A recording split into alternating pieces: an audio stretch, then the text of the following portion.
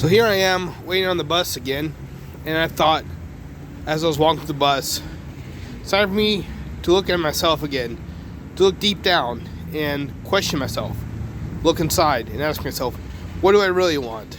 Past few days, the holidays, I've been stress eating. I had that fan possibly take his life. I had, Christmas Eve, dealing with my parents arguing when I was spending Christmas Eve with them. Christmas Day, had a Christmas party at my apartment building, which wasn't very happy. Had to deal with people getting in a heated political debate, which wasn't fun. The next day, the 26th, I had to deal with, people at the place, at the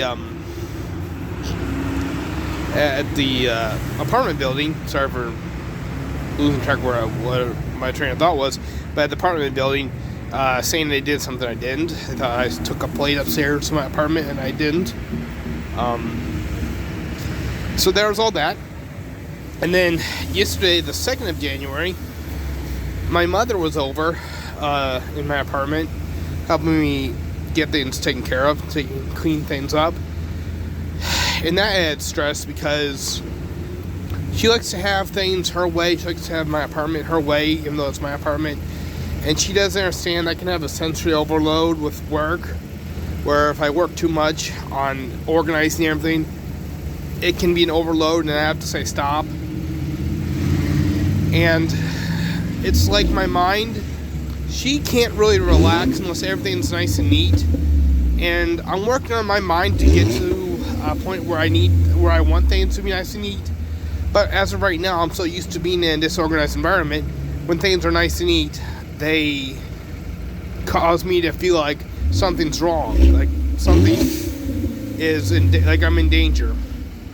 That's what happens when I feel like when things are nice and neat. And I'm working on changing that.